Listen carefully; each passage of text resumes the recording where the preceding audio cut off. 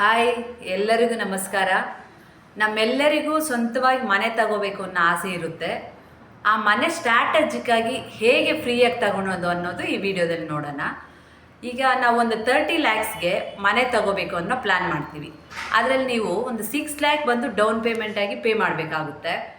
Balance 24 lakhs ಬಂದು ಒಂದು ಬ್ಯಾಂಕಲ್ಲಿ ಲೋನ್ ಹಾಕಬೇಕು. ಆ ಲೋನ್ ಬಂದು 25 yearsಗೆ ಮಂತ್ಲಿ 20,000 ಪೇ ಮಾಡೋ ಥರ ಇರುತ್ತೆ. ನೀವು ಮಂತ್ಲಿ 20,000 ಪೇ ಮಾಡಿದ್ರೆ ನೀವು ಕಟ್ಟೋ ಟೋಟಲ್ ಅಮೌಂಟು 25 years ಆಮೇಲೆ ಟೋಟಲ್ 60 lakh EMI ಕಟ್ಟಿರ್ತೀರ, ಪ್ಲಸ್ 6 lakh ಡೌನ್ ಪೇಮೆಂಟ್ ಮಾಡಿರ್ತೀರ, ಟೋಟಲ್ 66 lakh ಮಾಡಿರ್ತೀರ. ಸೊ ನೀವು ಅದರಲ್ಲೇ ಒಂದು 4,000 ಮಾತ್ರ ಮ್ಯೂಚುವಲ್ ಫಂಡ್ SIPನಲ್ಲಿ ಇನ್ವೆಸ್ಟ್ ಮಾಡ್ಕೊಂಡು ಬರಬೇಕು 25 yearsಗೆ.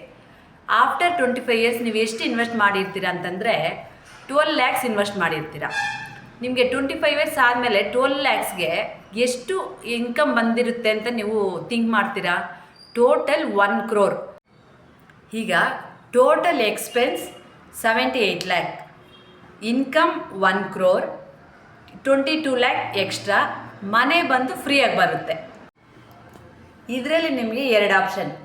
ಒಂದು, ನೀವು ಫುಲ್ 1 crore ಎತ್ತಿ ಟೋಟಲಾಗಿ ಖರ್ಚು ಮಾಡ್ಕೋಬೋದು, ಅಥವಾ ಮಂತ್ಲಿ 50,000 ಪೆನ್ಷನ್ ಆಗಿ ಎತ್ತಿ ಖರ್ಚು ಮಾಡ್ಬೋದು ವಿತ್ ಇಯರ್ಲಿ 4% ಇಂಕ್ರಿಮೆಂಟಲ್ಲಿ.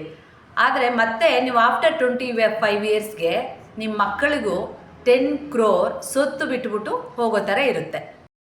ಸೊ ಈ ಪ್ಲ್ಯಾನಲ್ಲಿ ನಿಮಗೆ ಮನೆ ಫ್ರೀಯಾಗಿ ಬಂದ್ಬಿಡ್ತು, ಲೈಫ್ ಲಾಂಗ್ ಪೆನ್ಷನ್ನು ಬಂದ್ಬಿಡ್ತು, ಆಫ್ಟರ್ 25 yearsಗೆ ನಿಮ್ಮ ಮಕ್ಕಳಿಗೆ 10 crore ಸೊತ್ತು ಬಂದ್ಬಿಡ್ತು.